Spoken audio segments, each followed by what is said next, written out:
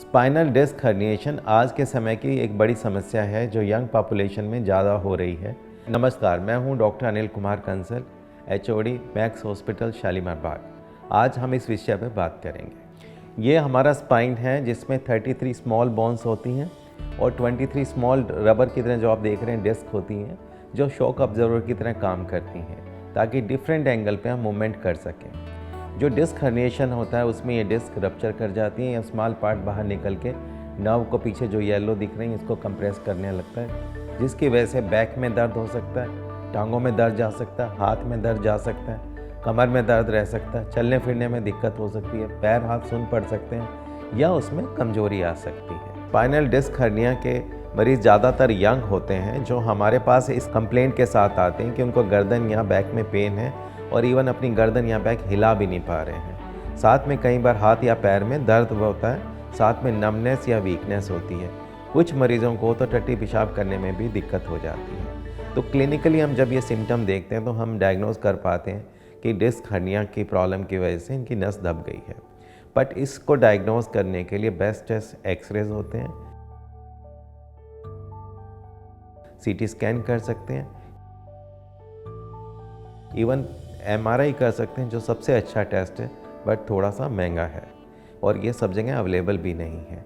Once we diagnose कि भी disc hernia की प्रॉब्लम है, initially we give some rest to that part और हम चाहते हैं कि आराम दिया जाए उस जहाँ पे भी डिस्क प्रोलैप्स हुई है, लंबर स्पाइन या सर्वाइकल, उस पार्ट को हम कम से कम मूवमेंट करते हैं और पेशेंट को कहते हैं कि आप आराम दीजिए और ज़्यादा दर्द है तो हम उसको पेन किलर, मसल रिलैक्सेंट और बाकी दवाइयाँ दे देते हैं ताकि जल्दी से जल्दी ठीक हो सके। तो इससे ज़्यादातर पेशेंट बेहतर हो जाते हैं। अगर नहीं होते हैं तो हमें ये जानना पड़ता है कि समस्या थोड़ी ज़्यादा तो नहीं है जिसको और एग्रेसिव ट्रीटमेंट की ज़रूरत है।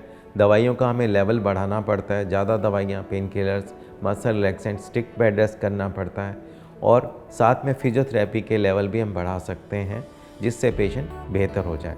बट अगर हमें लगता है एक हफ्ते के दौरान पेशेंट बेहतर नहीं हो रहे हैं या तकलीफ़ उनकी बढ़ रही है या नमनेस या वीकनेस और ज़्यादा हो गई है तो कई बार हमें सेकंड और थर्ड लाइन ट्रीटमेंट की तरफ जाना पड़ता है। सेकंड लाइन ट्रीटमेंट उनके लिए है जिनका पेन रिलीव नहीं हो रहा है या खाली नमनेस है या पेन बहुत सीवियर कैटेगरी का है। उसमें हम क्या करते हैं, नर्व ब्लॉक लगाते हैं। तो उसमें हम दवाई को नर्व्स के आसपास इंजेक्शन से लगा सकते हैं जिससे उनका पेन काफ़ी हद तक बेहतर हो सकता है और वो अपने काम पे जा सकते हैं।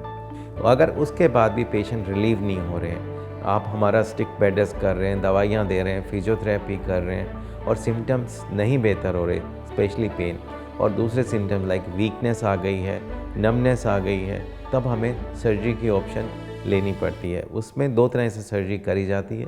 नंबर एक होता है कि मिनिमल इन्वेजिव, जिसमें हम बहुत छोटा होल करके सर्जरी करते हैं। उसके दौरान दूरबीन या माइक्रोस्कोप इस्तेमाल करके हम उस जो डिस्क का हर्निएशन हुआ उस पार्ट को निकाल देते हैं और बाकी डिस्क को रिपेयर कर देते हैं so that patient can improve. But अगर कई बार हम होता है कि ज़्यादा डिस्क लेवल पे प्रॉब्लम्स हैं और कई बार हमारे पास फैसिलिटी मिनिमल इन्वेजिव की नहीं है तो हम ओपन सर्जरी करते हैं। उसमें इंसिजन थोड़ा सा बड़ा होता है जिसके दौरान हम डिस्क को निकाल के बाकी डिस्क को रिपेयर कर सकते हैं। इन सब करने के बाद मैक्सिमम पेशेंट 1 या 2 हफ्ते में ठीक हो जाते हैं। मिनिमल एक्सेस का एडवांटेज ये है कि हम 1 या 2 दिन में ही पेशेंट को अस्पताल से डिस्चार्ज कर सकते हैं, वो हफ्ते भर में ही अपने काम पे जा सकते हैं। बट जब हम ओपन सर्जरी करते हैं तो उसमें हमें मरीज़ों को 2 या 4 दिन, 5 दिन के लिए अस्पताल रखना पड़ता है। उसके बाद थोड़ा काम पे लौटने में 2-3 हफ्ते का समय लग जाता है। अब ये सब ट्रीटमेंट स्पाइनल डिस्क हर्निएशन का है जिसके द्वारा हम स्पाइनल डिस्क हर्निएशन को मैक्सिमम केसेस को ठीक कर सकते हैं। बट हमेशा ये बेहतर है कि डिजीज़ को ट्रीट करने से पहले उसका बचाव हमेशा ज़रूरी होता है। इसके लिए सबसे ज़्यादा ये है कि हम पहले उन कॉजेज़ पे जाएं कि जो डिस्क हर्निएशन होता है। एक्सेसिव मूवमेंट उन सर्टेन जॉइंट्स कि स्पाइन पे हम कोई ज़्यादा मूवमेंट एक साथ ना करें या अबनॉर्मल मूवमेंट ना करें। रेगुलर वॉकिंग करें, न्यूट्रिशियस डाइट लें, अपनी बॉडी में हर पार्ट की जो मसल है उसको स्ट्रॉन्ग रखें। बहुत भारी अपनी मसल की कैपेसिटी से ज़्यादा वज़न ना उठाएं एक साथ, या कोई ऐसी जड़ की मूवमेंट ना करें जिस पे कि बहुत ज़्यादा स्ट्रेन हमारे जॉइंट पे पड़े। अगर हमें ओबेसिटी है या ज़्यादा वेट है उसको रिडक्शन करें। अगर हमें डायबिटीज़ है तो उसको कंट्रोल करें, स्मोकिंग अवॉइड करें। इन चीज़ों से करके हम काफ़ी हद तक डिस्क को प्रिवेंट कर सकते हैं। अगर हम मसल्स की एक्सरसाइज कर रहे हैं तो ग्रेजुअली उसकी स्ट्रेंथनिंग बढ़ाएं। ना कि एक समय जाके हम ज़्यादा वेट उठाएं जिससे मसल डिस्क प्रोलैप्स होने के चांस बढ़ जाते हैं। मैं अंत में यही कहना चाहूँगा, अगर आपको डिस्क हर्निएशन आ जाए तो घबराएं मत, ये क्योरेबल है और पूरे इलाज और फिजियोथेरेपी से कंप्लीट क्योर संभव है। इसके बाद भी कोई आपके क्वेश्चंस हैं या कोई हमसे शंकाएं हैं जो पूछना चाहते हैं, वो कमेंट बॉक्स में लिख सकते हैं। धन्यवाद।